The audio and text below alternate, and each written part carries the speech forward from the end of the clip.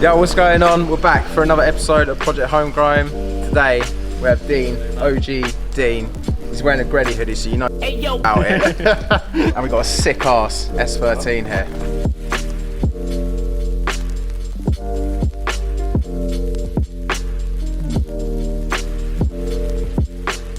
Yeah, my name's Dean.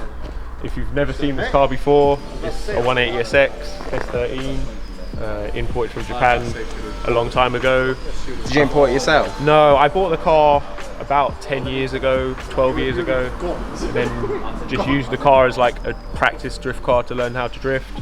And eventually, just from owning the car for such a long period of time, it's turned into what it is today. And it's become way more valuable. That's like the other side of it. Doesn't it? Where it was just a cheap learner car 10 years ago, it's not that anymore. So it's had a hard life. It's definitely had a hard life. That's why the car's never really like, say, the paintwork's never like show quality, because it just gets used as a drift car. Yeah. So it's always a practice drift car. It's never like a completed, done show car. It's just used as that. So every day's a school day. Yeah, exactly. Every time I drive it, as much as I'm used to driving the car, I can learn something new every time I drive it, which is the best part about it. Yeah, sick. And you've taken this to numerous events over the years. Yeah, it's been up and down You the were at Drift country. Matsuri last year. Yeah, that's what absolutely sending it, Yeah. clipping the tyres all the way around. So should we talk about what's underneath the hood? Yeah. She's got the 180 SR20, like the straight cam non-VVT engine. There's nothing done to the engine internally. It's never been opened. Just 12 years unopened. Yeah. It was a low mileage car. It's literally just gone 100,000 kilometers, which is like 60,000 miles basically. So the car's never seen any real boost until, say, 2 years ago when it was tuned. So as I say, it's only running like 1.2 in low boost, 1.4 in high boost. What's that in brake horsepower? The rear wheel's 290, 300, like plenty enough. Yeah. Yes, sir. Came off the rollers 290 and then got a bit of street tuning just to fine tune it, and that's probably where the final numbers come from. A little bit of extra.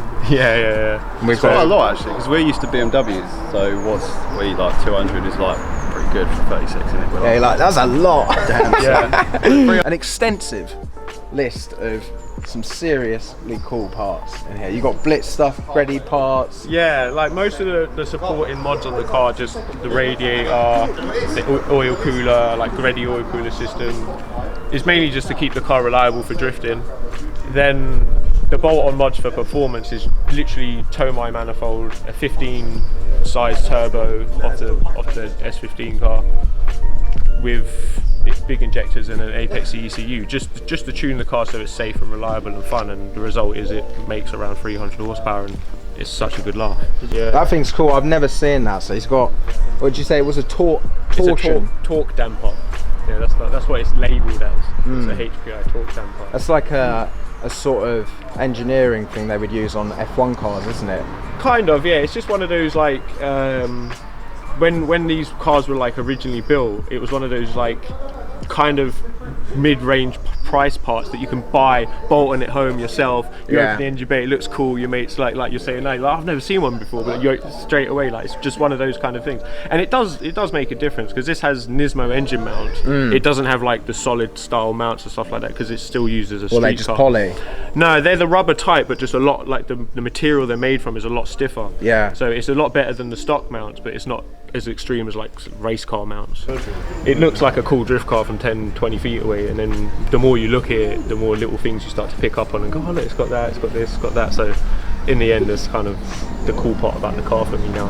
Yeah, 100%. It's evolved over like a 100%, decade. yeah. So whenever you've seen something cool on eBay or whatever, you've gone, oh, I'll just have that. You've not been like trying to buy everything all at once and just to build a car. You had a car, part. and then you think, oh, that would look cool, I'll put it on. Oh, that would look cool, I'll put it on. I fancy them wheels, I'll put them on. And then after 10 years, you end up with a really nice 180. Yeah, 100%. That was literally the whole kind of thing with this car, is drive the car and progress as I progress. And then it can look cool, and if it gets damaged, then it has to get replaced, but it hasn't got too damaged. Worry about that later. These are reflex, because I know these are rare as hen's teeth, man. Yeah, especially in 17 inch. Yeah, exactly. 17 inch. I'd always been after SSL meshes for the car, and just by knowing like the style of the car, I knew there'd probably be 16 inch 4 studs, so the car stayed 4 stud for a long time. And not until about 5 years ago that these randomly popped up on a Facebook kind of group, and I was just like, I have to buy them. They were 17-inch. Initially, the car always had 17-inch wheels. And 5 stud as well. The 5 stud's the other part, yeah, that's the other part. I've probably seen, or even seen in magazines, 2 or 3 other sets of like 5 studs. It blows my mind where I was managed to find them. So had to convert the car to 5 stud because originally a 180's 4 stud, and convert the car to 5 stud to put the wheels on. Yeah. I went for a bit of dramas trying to find people that do machining for the lips and things like that to like dish them up.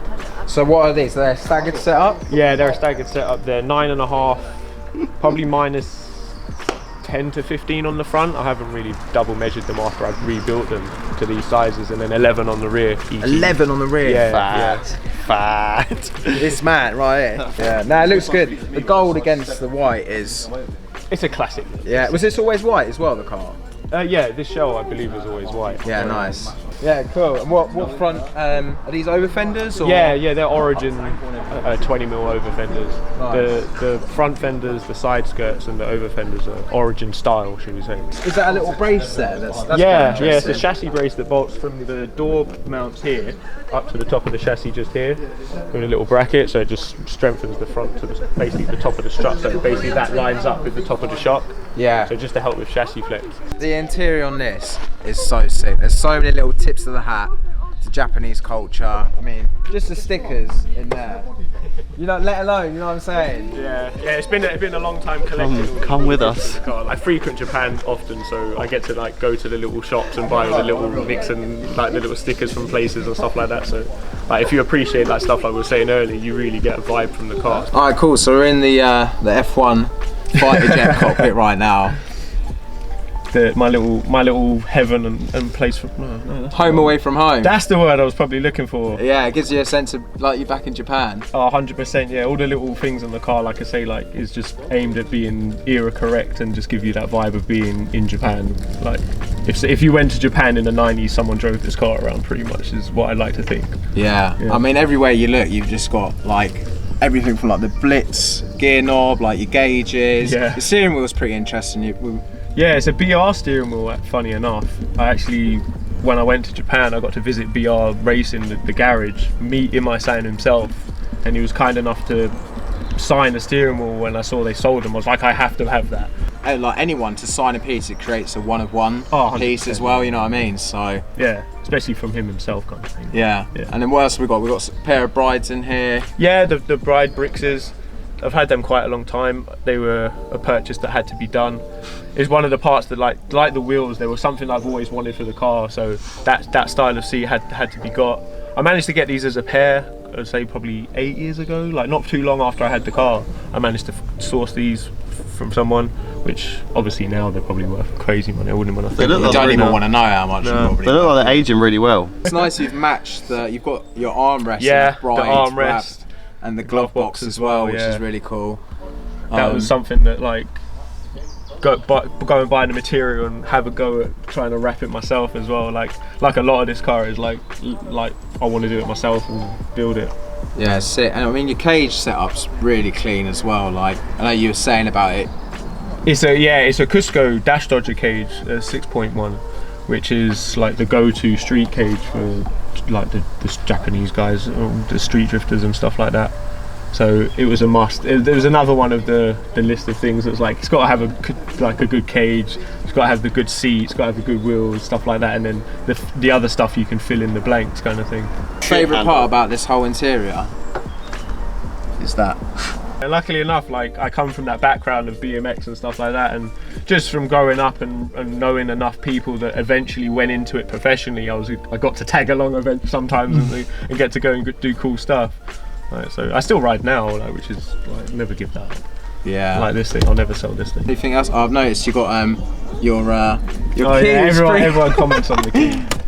The key's like the snap-on screwdriver. Yes. Oh wow, it's actually a key. I thought it was flatted. No. It was. It's just like literally like I keep saying to you. It's just quirky little things like that just make the car. Like just silly things, just like the Yoraz lanyard. Yeah, I was about to say, what's your favourite little Japanese knick-knack in here that's like... Ooh, that's hard. Probably the steering wheel, because it's so rare and one-off. Like I could sit here and list so many things. Like I like the G Corp checkered mats. That was another thing that I've always wanted for the car. I love them. I love the seats. The harnesses were a pretty recent purchase. The more you look, like I say, the closer you look, you kind of go, oh wow, like you just kind of get to see deeper. Yeah, the main talking point, or the main thing I ever built the car, because I fell in love with a 180 with a B-Wave wing on it. So the main part of the car was get the B-Wave wing. I've always dreamt of having the car look like that. And then probably my favourite part of the outside is rubbing Type X lights on walls, and then people coming up to me going, oh what? I'm like, they're 180 SX lights, but if they look like that, I get style points. Don't I haven't broke them, so That's style point. Look at that. Yeah, this wing just like sets the rear up, man. yeah. Like from the back end, this thing looks insane. It just accentuates the kind of whole slope front style of the car. It's the motion, isn't it? It looks like it's constantly moving. Oh, 100%. Obviously, you got the tip of the hat again to the Japanese scene. Yeah, it has to be an alley plate that's got the bend on it as well. That's for aero though, isn't it?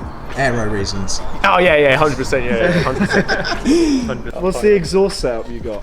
It's got a HKS catback on it, high power light system. It's not got the silent high power. So it is 89 decibels, which is Japanese street legal. So it's got the Jasma badge that's on quite it. quiet. Yeah, it's not crazy loud when it's running. No, I didn't really want it loud, just for the whole stereo factor. Like you can hear me 10 miles away if it's got an external wastegate and stuff on it. So that sense is kept like that. And plus, for the price of it, you can just bolt that on, and you'd spend half the money you would getting a custom exhaust made for it.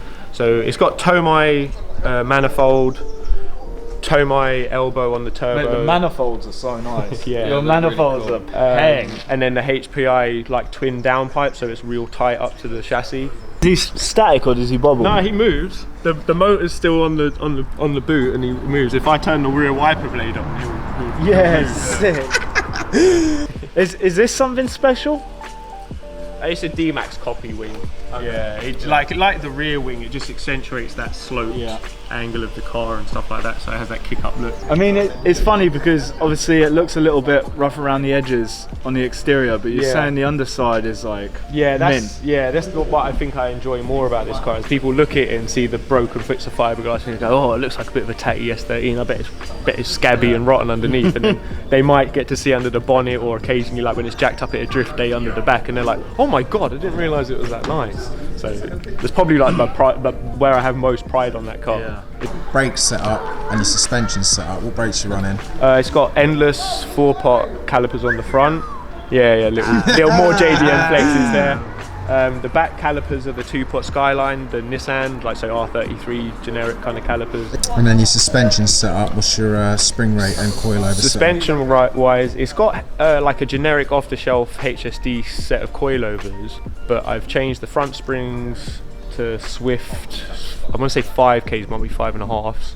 That's soft then, yeah. Yeah, it's soft for what this car would have. Like I think the springs on the HSDs are 7s off the top of my head, so it is quite a drop. But the damping is just wound up a little bit, and it works really well because I like the car to be supple and move around and actually like throw the car rather than just rely on a bit of horsepower. The backs have HSDs again.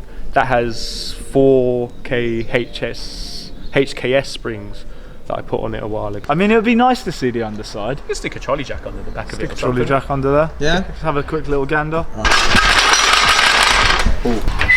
So it rolls away on camera and it's down the hill. Yeah, innit? £300 exhaust, yeah, just spray it with stuff.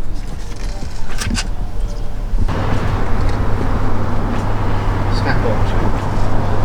Alright, I think anyone who comes here now has got a lot to live up to. I did say to you, like, is the main like showpiece of that car is underneath it, like We're jacking up all cars from now on. Have a look. It's worth noting as well that Dean's an absolute wizard and he used to work at Garage D, so he knows when it comes to I built a building these few cars. I built a few cars. So we haven't got a racetrack, but we do have a private dance floor. You got up a at slab. the top. You got a slab to lay some skids on that. Loads of stones on it at the moment, so we'll be pinging in Take the cover, eyes. I was gonna say machine gun. Alright, cool. fire. So yeah, we'll see some party tricks. To warm it up, can I get a couple of flutter noises?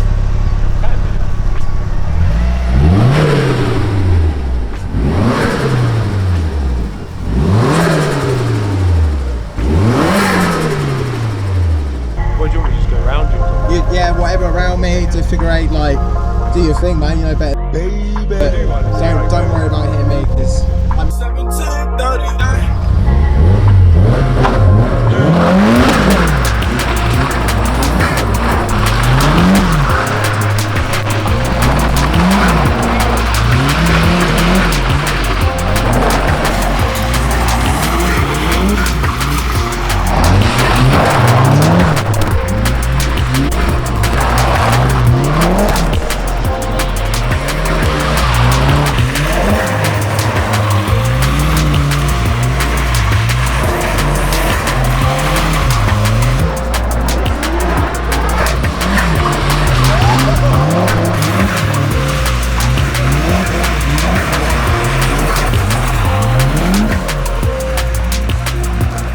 Car control that you have, because not many people have got the balls to run the container. I saw the lines were pretty fresh when I did it once. I was like, oh no, I've done it. Yeah, I'm telling you. The skid track, man. It's not enough, is it? It's just enough to do like a couple donut. But this car's so used to doing. It wants to go faster. It definitely wants to go faster. It want to go past that container a lot faster next time. Yeah, I mean those are the closest we've had to the container. Oh, really? So fair play. whoever's next, you got to step up to this man's bar that he's just set. But good. Dean, legend, thank you so much, man. I really appreciate it, and like what you lot are doing with the scene, and like getting everyone like to come down, have like a good like communal kind of thing, rather than it just being about certain like aspects of scene points and stuff like that. And I brought back, thanks dude. Wicked, yeah, wicked man. If you want as well. Spuds up. Yeah, want to look out for the next person's coming out for Project Homegrown. You want to come up and rip the yard, talk about your motor, get in contact with us until the next one. Make sure you guys subscribe, like, all that shit. Peace. That's all, folks.